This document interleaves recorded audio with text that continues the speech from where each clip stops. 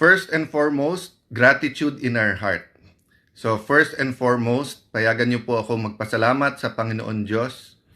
Kahit ano pong struggle, kahit anong hirap, kahit anong disappointment sa ating mind, God is sovereign.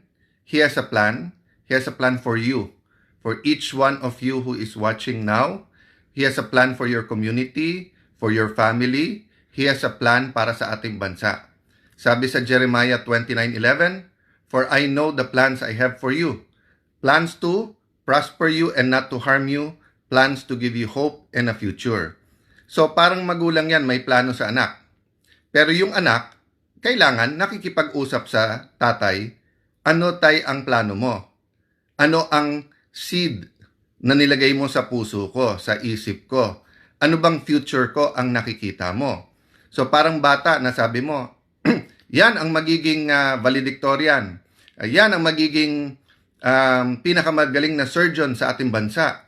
O yan makaka-discover ng gamot sa isang klaseng cancer or sa lahat ng klaseng cancer.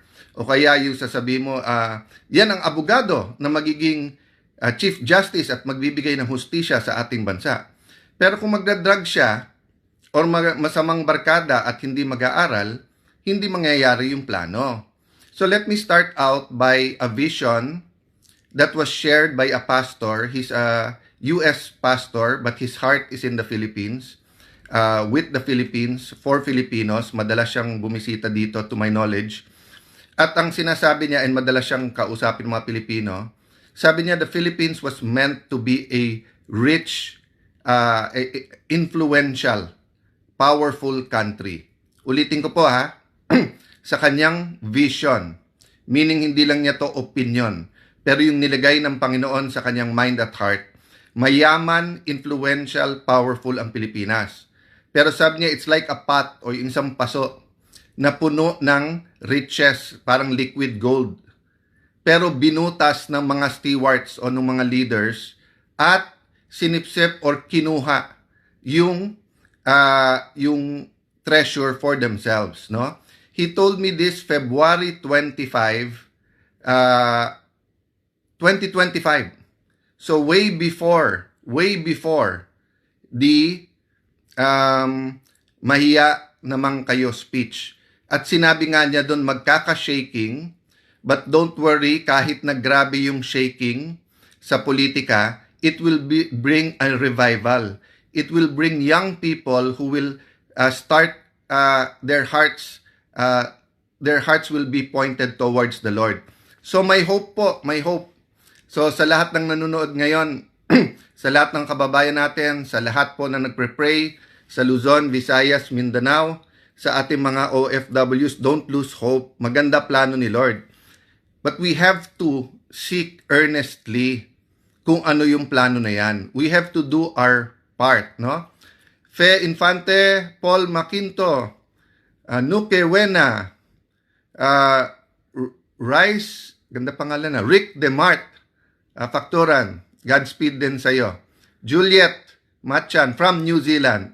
So guys, first message ko sa inyo today, maganda future ng ating bansa. We have to take hold of it.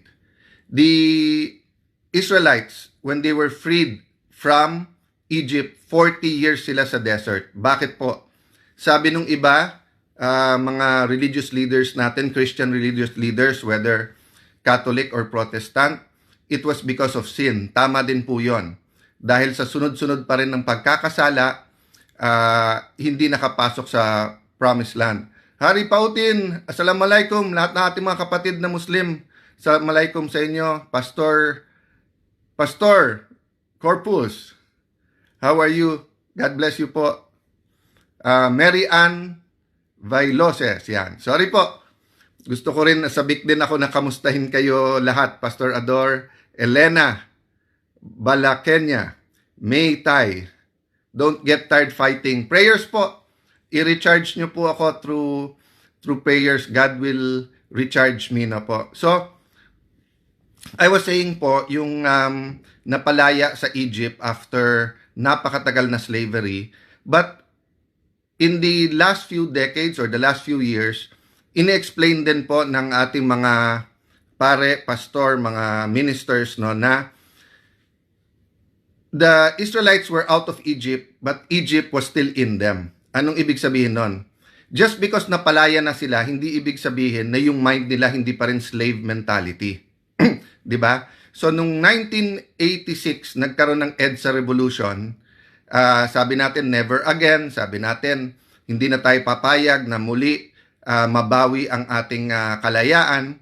And then afterwards, between that, ngayon 2026 naging issue nung 2022, ibabalik ba natin ang isang Marcos? Pero sabi, Team Unity, Marcos Duterte, galing tayo sa pandemic, nakatikim tayo ng mga 10 taon na economic growth from the time of President Pinoy and President Duterte, who I very much respect both of them. So, nung nag-anniversary nung 2026, 40 years, we have to ask ourselves, do we already have that mentality of conquerors?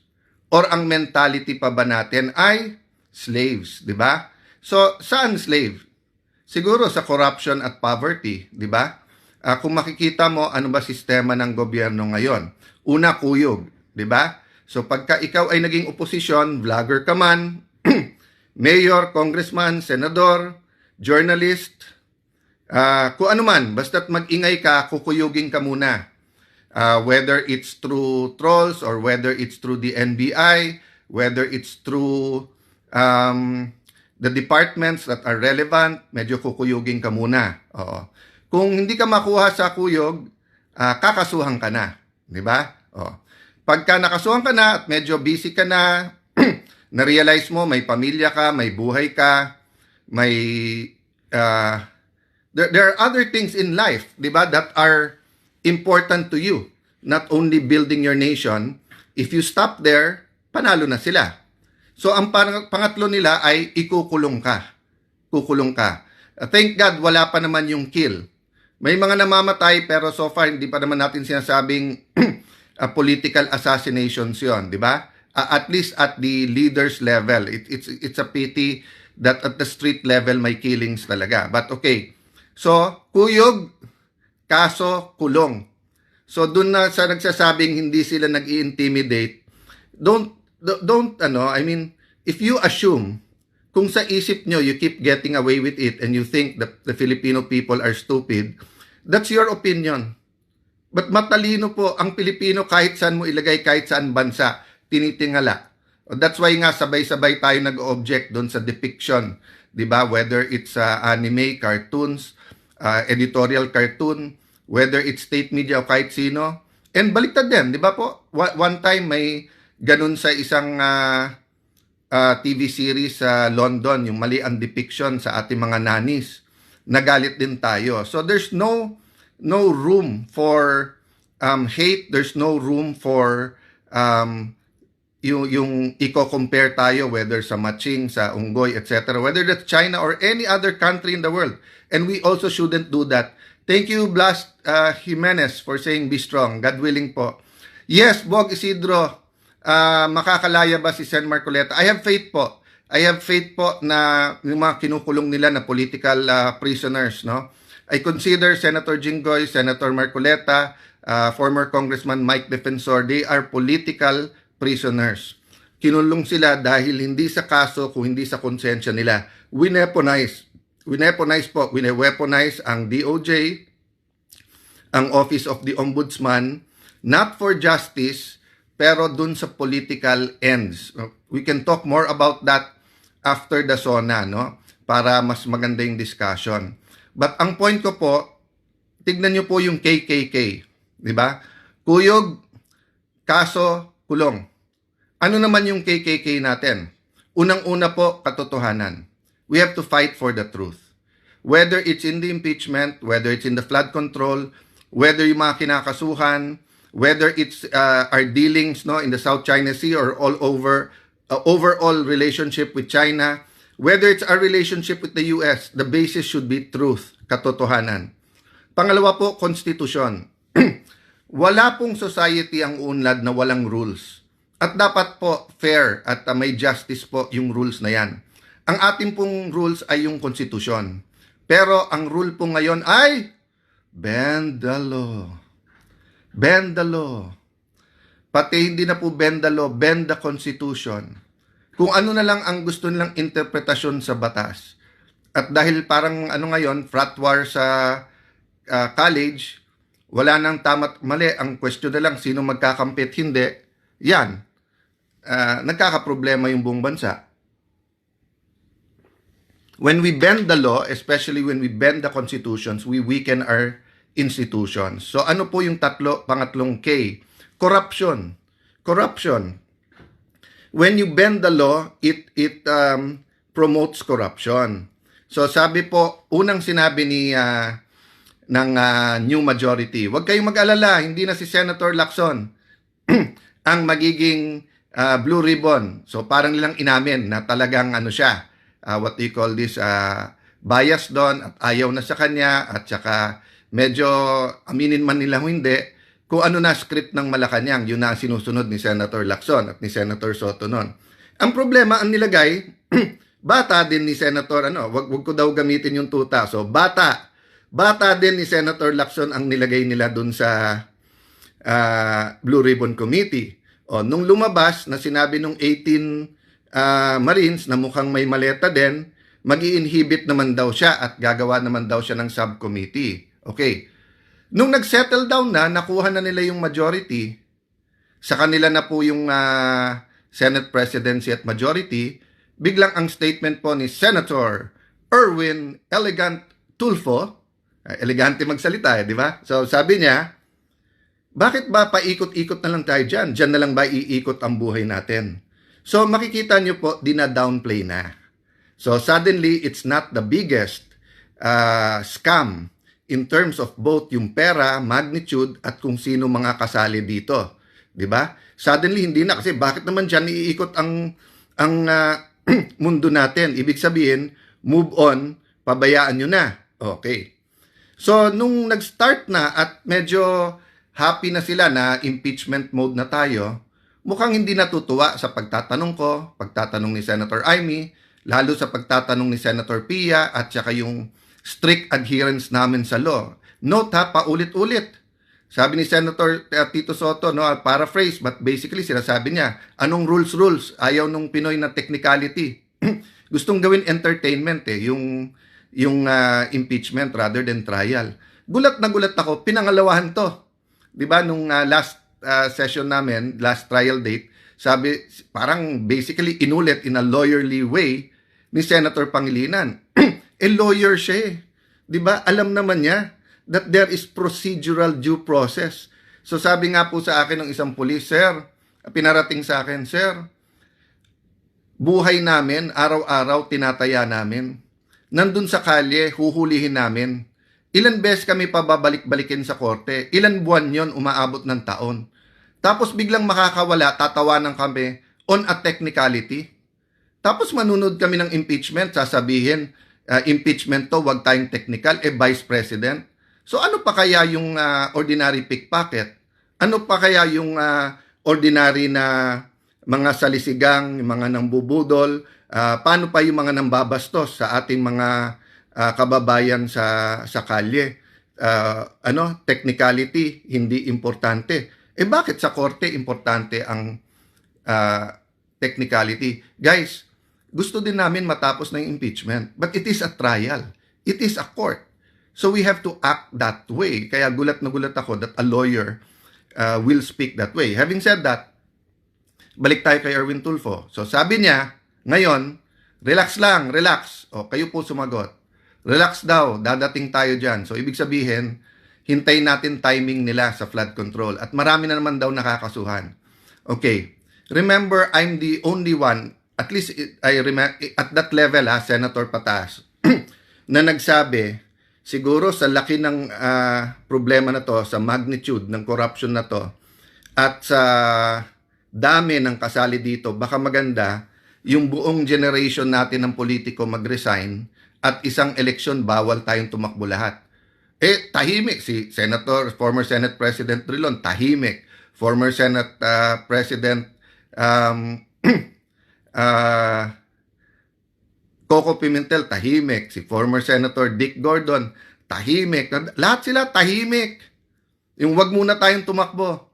O nung naging Senate President ako, talking head sila bigla. Pare-pareho ang tahol. Kung ano sabihin ng Malacanang, pag sinabi ng Malacanang tahol, tahol naman ng tahol, di ba? So, makikita nyo, ganito din po pagdating sa flood control. Sabi po ni Senator Erwin, ano na ba ebidensya? Sino na bang witnesses? Sobra naman ikaw, Senator. Alam mo, pumunta ka sa radio o TV booth mo, papilain mo ang taong bayan, baka isa-isa kang kung ano sabihin sa'yo sa mukha mo. First and foremost, sinabi ng ombudsman, pwedeng gamitin yung sa 18 Marines, di ba? O, tapos iniisa-isa pa. Napakinggan nyo pa kahit once. Hindi, dinidismiss nyo na. O, pangalawa, yung sinasabi po na Bersamin files. O, hindi naman nag-testify na eh. Pati yung key witness na ginagamit ng gobyerno ngayon, nung sinabing umabot hanggang sa presidente, ang sagot, si Senator Lacson na, hindi na yung witness ang sumagot. Okay, sinabi natin po sa mga ahensya ng gobyerno, pati DPWH, mag-submit sa atin. Ano ba talaga ghost? Ano po ang mali lang ang pagkagawa? Alin ang substandard? Hanggang ngayon, sinabit ba sa atin? O yung ICI ba, yung NBI, yung DPWH, lahat sila nag-imbestiga, sinabit ba sa atin? Mag-iisang taon na. So pagkakakampi, may pagkakataon na ayusin muna para hindi magmukhang ghost, ganun ba? O yun ang lumalabas sa internet, sa lahat ng discussion. Kung yan ay 1, 2, 3 buwan, pinagtatanggol ko pa kayong lahat eh. Ang problema hindi na eh, mag-iisang taon na, inventory lang, maglabas lang kayo, ano ang budget ng 2023, 24, 25. Saan napunta yan? Nagawa ba? Hindi. So, pagdating po sa witnesses, marami po, siguro kung 4-5 hearing lang po, nakapila na yan. At even kung gamitin natin witnesses yung DOJ at saka yung NBI, DBM, may lalabas dyan. Ang problema, tatamaan si Senator Erwin. Diba? Kaya nga kinakanti-kante, medyo pinopoke bear ni Senator Lacson nung umpisa yan sa isang kontraktor. And then, syempre, sa party list nila. So, napakarami yan. I won't go into details now. But, I want you to think about this weekend. Anong KKK ang gusto nyo? Kuyog, kaso kulong, or katotohanan, konstitusyon, at paglaban sa korupsyon? We have 2 choices. Pray, be active, discuss, kumilos po tayo. Parating na po talaga yung panahon na basta't kaaway nila, ikukulong nila, mga kababayan. Yan na po talaga ang pattern. Kuyog, kaso, kulong. Yung kaso po na yan, targeted na po yan, weaponized na yan. Kahit ano sabihin mo, di kahon na yan. So, ganyan din po sa impeachment. Sabi nila, 2/3, 16. Tingnan nyo po, tingin ko hindi pa tapos yan. Tingin ko may panghihilot pa na mangyayari dyan. Last, bakit yung timing? Kasi po, dapat Wednesday yung botohan, ginawang Monday, dun sa subpoena nung records ng Anti-Money Laundering Council, ng BIR at bangko. Napaka-importante to. Sa impeachment po, both ni President Erap at sa impeachment ni Chief Justice Corona, the bank records, documents like this played a crucial role. Ang problema, pinag-uusapan pa namin whether it's a fishing expedition or kung it passes the test ng pagiging definite, no? Kung ano po yung particulars na hinihingi. So sabi nila, hindi, basta't katotohanan, ilabas na. Di ba ang daming tumaas ng kilay nung sinabi ni Senator Erwin na yung 400 million sa SALN niya, more or less, yun yung narinig kong amount. Ang sabi daw is, yung amount na yan, kinita niya nung media. Nagsalita si Jason na napakatagal niya sa media and he was on prime time. Wala pa siyang kilala ni isang media na ganun kalaki kinita. So, pwede na ba natin patawag ang BIR at tignan lahat ng tax ni Senator Erwin? Pwede na ba natin patawag ang AMLA at mga bangko? Ganun din kay Senator Lacson, di ba? Ano yung actual? I didn't really pay that much attention pero parang dumoble yung kanyang SALN tapos sinabi niya sa negosyo. So, we're giving him a chance to explain. Nag-explain siya kahit walang nagtatanong. Pero ang tanong ko, Ngayon ba pinapakuha natin yung AMLAC, yung pinapakuha ba natin yung BIR records niya, yung bank records, or pinapapaliwanag muna natin? Yan ang isang pinag-uusapan ngayon eh. Kaya tayo dinidistract, di ba? So, unang nagdi-distract, NBI, sausaw ka agad yung DOJ, etong ombudsman, pinipilit kong respeto, pero sausaw na din na naman. And then, afterwards, ang Malacanang, kung ano nang sinasabi, hindi kasali dyan yung kakampi nila, kasali yung kakampi. Hindi daw kasali, pero sabi ng ombudsman, bubuksan ulit. So, just do your job and I will honor you kung tama, di ba? Pero kaya sumausaw kagad yan si Erwin. Inutusan din ni Senator Lacson. Bantayan nyo sa impeachment. Yung pag nagtitingin na, ikaw naman, salita ka, di ba? So, happy weekend, just like me. Itanong natin, who let the dogs out? Yung attack dogs, nandyan eh.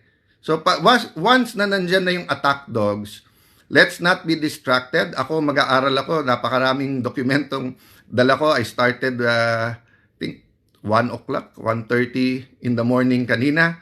I'll be doing that today, tomorrow. Pag lumabas yung attack dogs, you're on the right trail. So, ang tanong, who let the dogs out? But mga kababayan, mga mahal kong kapatid, kapwa Pilipino, KKK, mamili po tayo. Kuyog, kaso, kulong, or ipaglaban natin, ilabas ang katotohanan, itanyag po natin, ipaglaban natin yung spirit and letter ng konstitusyon at tanggalin na natin ang korupsyon. Yun na lang po choice natin. So maganda plano ni Lord, sana yun ang piliin natin. Have a good weekend everyone. God bless you.